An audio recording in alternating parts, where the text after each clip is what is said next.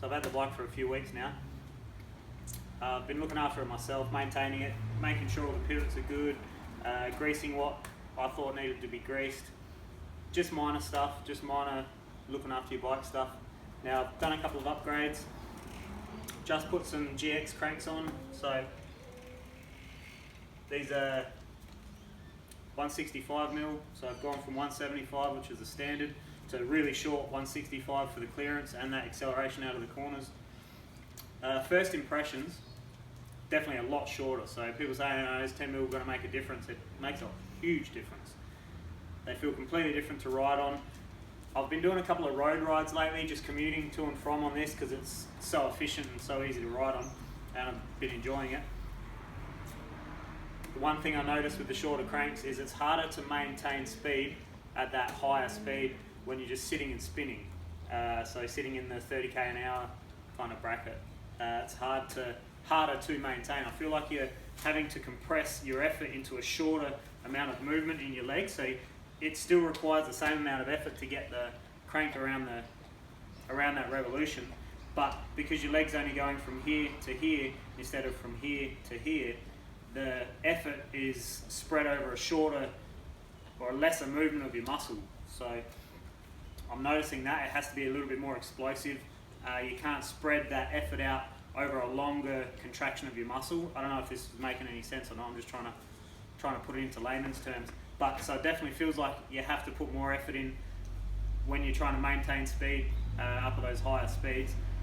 But the acceleration when it comes to stomping on the pedals and increasing my speed, much better, much easier to just throw down the power, which is kind of what I was looking for. I want that out of the corner, standing up, sprinting, prowess, that ease of applying force, applying the acceleration. So getting really good results out of that. But the spinning and climbing is gonna take a bit of a hit, I think. 170s would probably be the sweet spot for me for my height. So I might try that in the future. I'll see how I go with these 165s after a few trail rides and see how they feel. Also, what I've done is I got some new wheels. So I've got the Stance Flow on the front, which I already had. I've just put that on the front. It feels really, really direct. The Bontrager wheel felt really good, but this just feels more direct, more when I'm pushing off of it, say when I'm kind of cutting lefts and rights on the road and I'm loading to redirect my, to change direction, it feels a lot more direct. So there's definitely less flex in these wheels than the Bontrager wheels. The back wheel, which I don't have on yet, I put it on yesterday, and something that I never realised could affect the suspension of your bike. So since I've got this back end feels super smooth. It feels like butter. But as soon as I put that wheel on, it was really, really rough. So I thought, oh, what's going on here? Is it just the wheel's heaps stiffer and it's giving me heaps more feedback? So I was thinking about it, trying to work out what was going on. And this is a DT Swiss 350 hub. So it comes with the 18 tooth ratchet setup as standard, which is rubbish. I don't think DT Swiss should be giving anybody an 18 tooth ratchet. It should be 34 as a minimum. The 30, I think it's 32 is their upgrade, so as a minimum.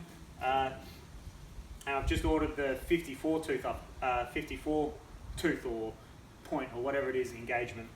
This has a, pretty sure it's the same. It says it on here. No, it doesn't. So it's 54 tooth engagement as well on this Bontrager hub, which is, so standard, this is as good as this hub can get with the upgrades.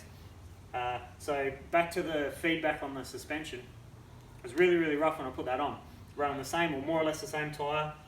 So I was running the same tyre. It's the Minion DHF 2C, which I call it 2C. It's just the dual compound, not the 3C. So I chucked DHR2 on the back of this tyre just to get it, of this wheel just to get it running again. Changed the wheel back over, put the Bontrager wheel back on, went for another ride, and it's smooth as butter again. But back to smooth as butter. So I've worked out that it's actually the feedback that you get from having that big space between the clicks on the engagement. So having better engagement on your hub is crucial for making your back end feel better, I think. So I've found out. So with the 54 tooth, it feels really, really good. With the 18 tooth, it feels disgusting. It feels rough, sloppy. As soon as you get into consecutive hits, you're getting all of this pedal feedback. Just whack, whack, whack, whack, whack, as well as the bike coming up and down. So that was a bit of a shock to me, and I learned something new, which is cool. So I've got that on the way, and once that goes in, it'll be great. But it's got me thinking, this Bontrager hub, standard 54 tooth engagement,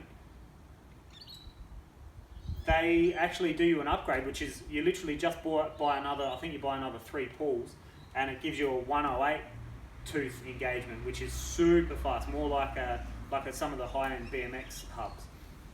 So I'm thinking about building an EX511 or an EX471 for the back of this. Being that it's a 28 spoke, I've got to find a 28 spoke rim that's going to be reasonably strong. So maybe build a 28 spoke rim on this and get that higher engagement again, and see if that smoothens out the suspension stroke even more, which I'm thinking it will, because there's less free space for that cog, for that cassette to float around in. So that's where the feedback's coming from. It's this. I'm getting that through the bike. Much less on the 54, heaps and heaps on the 18 tooth. So that's not going back on until I get the upgrade. Once I get the upgrade, it'll be sweet, hopefully, but I'll give you a report again. So that's just my thoughts on the two main upgrades I've done so far. So hopefully that helps you out.